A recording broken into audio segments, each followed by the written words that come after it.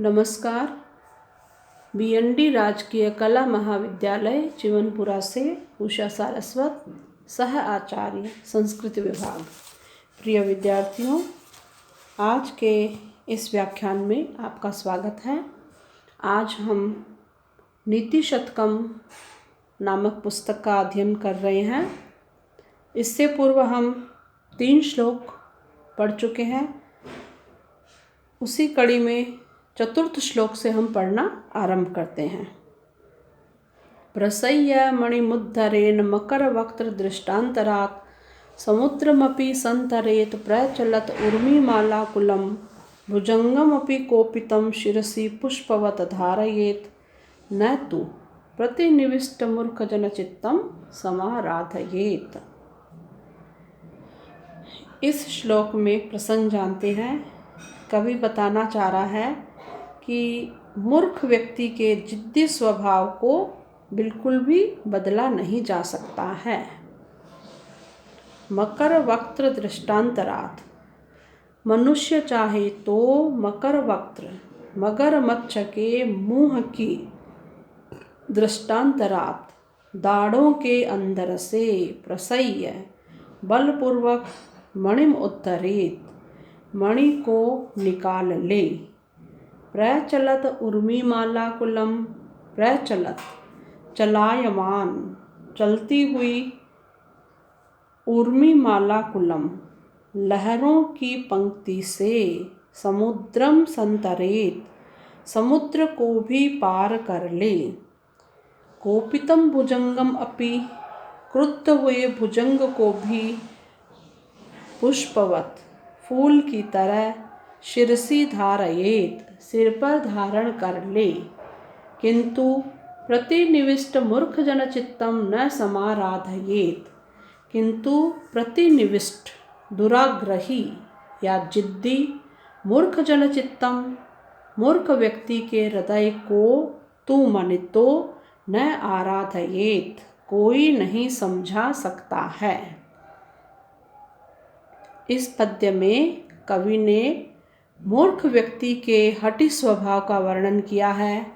यहाँ पर कुछ बातें हैं जो कि लगभग असंभव प्राय है, फिर भी जिद्दी व्यक्ति को समझाने की अपेक्षा ये कठिन कार्य भी शायद संभव हो जाए। जैसे कि मगरमच्छ के मुंह से मणि निकालना, ये बहुत ही कठिन कार्य है। उत्ताल तरंगों से समुद्र को पार करना, क्रुद्ध हुए सांप को फूल माला की तरह धारण करना जैसे कार्य लगभग असंभव हैं, कठिन भी हैं और असंभव भी हैं।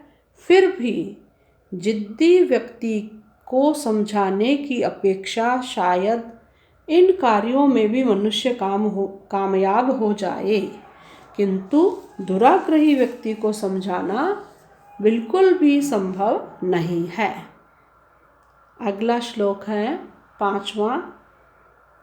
लभेत सिकतासु तैलं यत्नता पीडयन् पिबेच्च मृगतृष्णिकासु सलिलं पिपासार्दितः कदाचिदपि पर्यटन् शशविषाणमासादयेत् न तु प्रतिनिविष्टमूर्खजनचित्तं समाराधयेत्। यत्नतः पीडयन्, यत्नतः प्रयत्नपूर्वक, पीडयन् पीड़ित करता हुआ, पीसता हुआ मनुष्य, सिकतासु अपि बालू में से भी, तैलम अपि लभेत तेल को भी लभेत प्राप्त कर ले।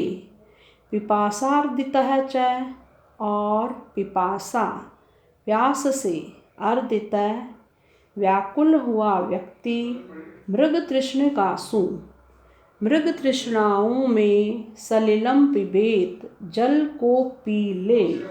कदाचित पर्यटन कभी, पर्यटन घूमता हुआ, शश विषाणम शश खरगोश के, विषाणम सींग को, अपि माने भी, आसादयेत प्राप्त कर ले।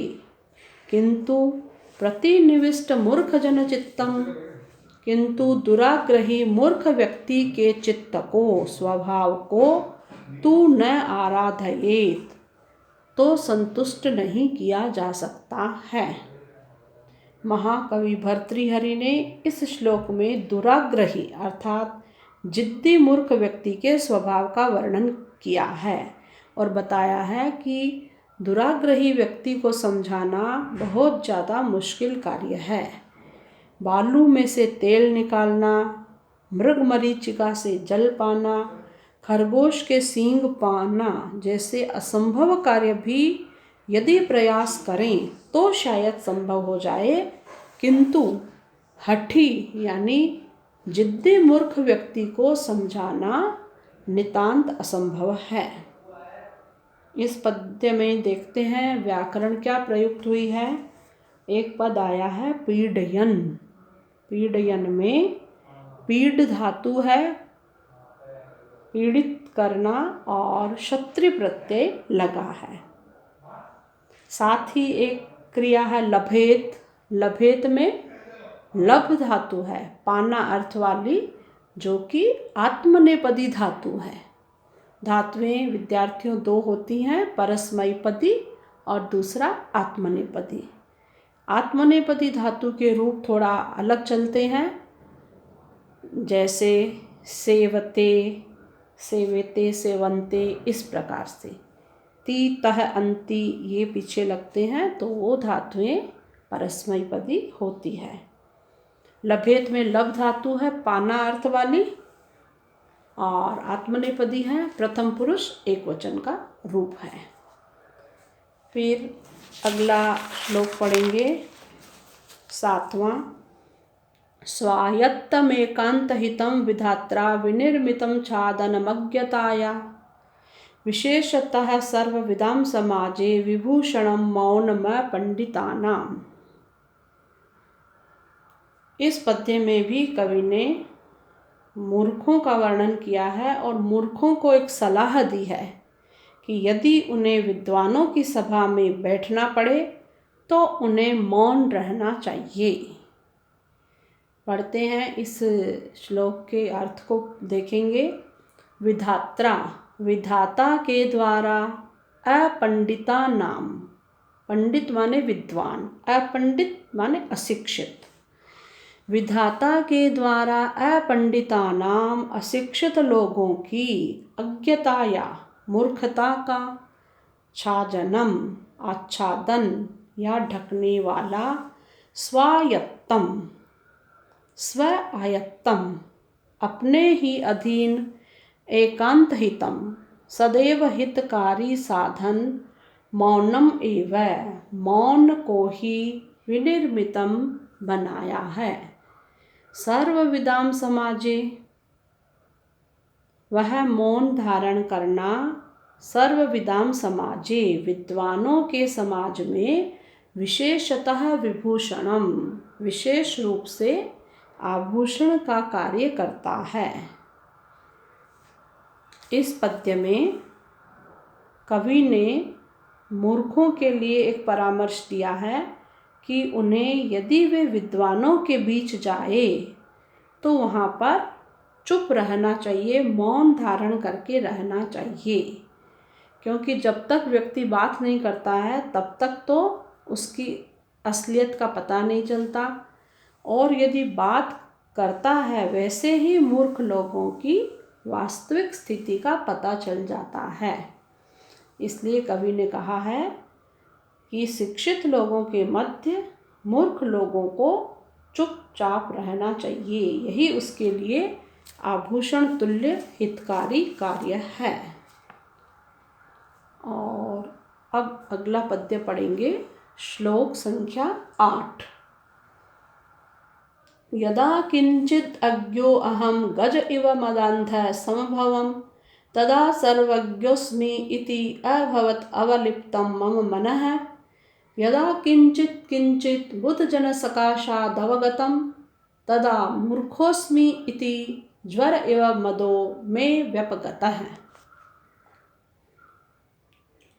इस पद्य में प्रसंग जानते हैं। कवि ने बताया है कि मूर्ख व्यक्ति को अपनी मूर्खता का भान होना भी जरूरी है। यदि कोई व्यक्ति ज्ञान प्राप्त करना चाहता है, अनुभव लेना चाहता है, तो उसे अपनी वास्तविक स्थिति का पता होना चाहिए। जब तक वास्तविक स्थिति का पता नहीं चलेगा तब तक वह मूर्खता में ही डूबा रहेगा। देखते हैं अर्थ। यदा अहम किंचित अज्ञः, यदा जब, अहम मैं, किंचित अज्ञः अल्प ज्ञानी था, बहुत कुछ कम जानता था, तब गजः इव मदान्धः, गजः इव हाथी की तरह, मदान्धः मद में, नशे में, अंधः चूर, समभवम हो गया था।